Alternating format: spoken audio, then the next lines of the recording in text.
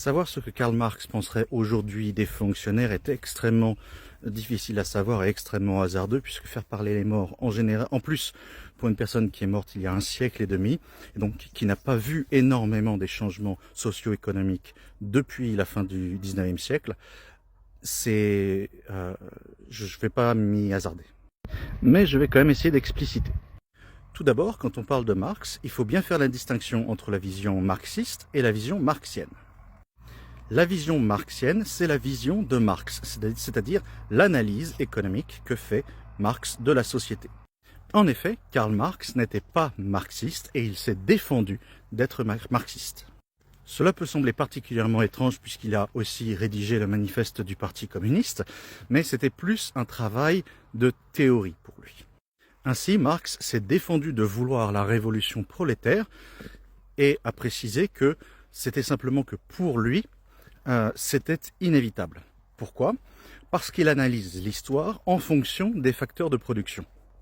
Donc ces trois facteurs de production, comme je le rappelle dans la vidéo précédente, c'est tout d'abord le travail qui vient en premier, qui a vu une relation dominant-dominée entre ceux qui étaient les travailleurs et ceux qui possédaient le travail, c'est-à-dire une société d'esclavage.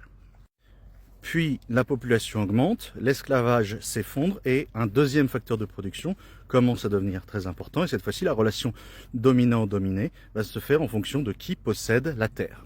Ça en fait le système des seigneurs et des serfs ou des travailleurs de la terre. Ce système à nouveau s'effondre lorsqu'est introduit le concept de capital, le troisième facteur de production. Et pour lui, comme de son analyse, le système de l'esclavage s'est effondré, puis ensuite le système seigneurial s'est effondré, forcément le système capitaliste va s'effondrer. Mais il n'appelle pas à l'effondrement du capitalisme, il n'appelle pas à la révolution prolétaire, il dit simplement qu'elle va forcément arriver au fur et à mesure que les capitalistes vont s'enrichir énormément et que les prolétaires vont continuer à s'appauvrir. Dans ces trois systèmes, à chaque fois, les fonctionnaires ont simplement été les agents de la classe dominante. Précisons aussi que techniquement, Marx n'a jamais dit à quel moment le système capitaliste va s'effondrer, mais ça reste un sujet de débat extrêmement important, principalement chez les marxistes, c'est-à-dire ceux qui souhaitent la révolution du prolétariat. Mais après pratiquement 2 siècles, cela n'est donc toujours pas arrivé, et de nombreuses autres prédictions de Marx ne se sont pas passées. Il n'a pas prévu l'augmentation des fonctionnaires en parallèle de l'augmentation de la puissance de l'État. Il ne prend pas en compte le phénomène de l'immigration tel qu'il commence à se développer à la fin du 19e siècle, au début du 20e siècle, notamment l'immigration de masse aux États-Unis, puis dans la deuxième moitié du 20e siècle en Europe.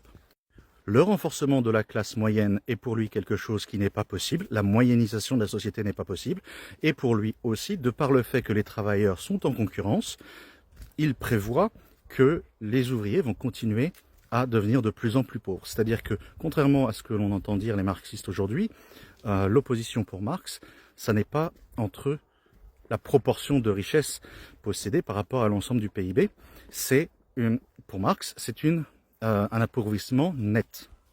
Or, il n'y a pas de doute sur le fait qu'il vaut mieux être ouvrier aujourd'hui en 2024 que de l'être en 1850.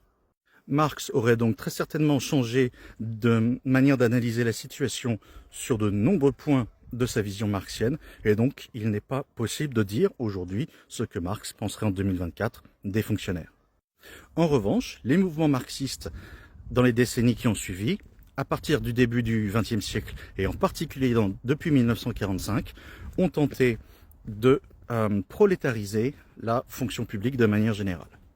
Cette stratégie est bien entendu énormément facilitée par les nécessités de reconstruction du pays après 1945, et l'objectif, à travers la nationalisation de nombreuses entreprises, est de diminuer la puissance du capital, et de permettre d'avoir des prolétaires, c'est-à-dire des gens qui n'ont pas de capital, dans la fonction publique, et qui puissent être alliés avec les prolétaires.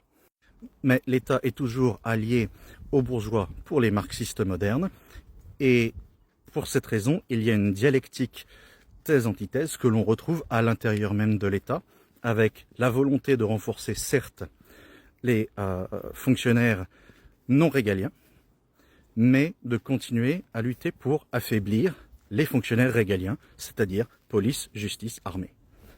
Cela passe par des discours de délégitimisation de la police et de la justice, le fait de désarmer la police, par exemple, ou d'accuser la police de choses comme avec des slogans CRS, SS, par exemple.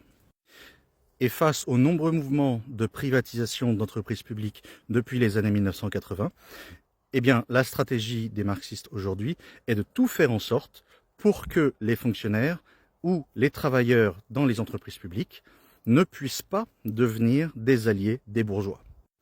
C'est la raison pour laquelle la CGT en particulier fait tout pour empêcher les entreprises publiques d'augmenter les revenus des salariés par de la participation. Que ce soit à la SNCF, chez EDF ou n'importe quelle autre grande entreprise publique, l'objectif est de faire en sorte que les salariés des entreprises publiques ne puissent pas commencer à posséder des actions parce que sinon, cela diminue la capacité des travailleurs des entreprises publiques à s'associer réellement au prolétariat.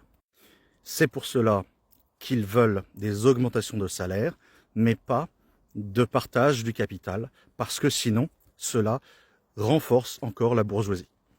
C'est la raison pour laquelle la France Insoumise avec Jean-Luc Mélenchon ne sont pas dans une démarche constructive et qu'ils veulent faire de la censure immédiate, sans condition, et qu'ils réclament la démission d'Emmanuel Macron. L'objectif de la France Insoumise n'est pas du tout de réformer le système à l'intérieur. Les marxistes aujourd'hui considèrent que chaque fois qu'il y a eu des tentatives d'arriver entièrement par les urnes, sans avoir ce grand soir d'effondrement du système bourgeois avec l'effondrement de l'État bourgeois, eh bien cela a échoué et nous ne sommes pas arrivés au socialisme et encore moins au communisme. Et donc l'objectif, pourquoi réclamer la démission d'Emmanuel Macron? Ça n'est pas du tout pour avoir une élection constructive, c'est pour faire en sorte que le système s'affaiblisse et que l'ensemble de l'État bourgeois s'effondre. Parce que pour les marxistes, comme c'était le cas au XIXe siècle, ça n'est pas Emmanuel Macron ou François Bayrou ou François Hollande ou n'importe quel autre dirigeant qui est le problème. Le problème, c'est l'économie de marché et le capitalisme. Et leur volonté, c'est que l'ensemble s'effondre comme un château de cartes. Kenavo.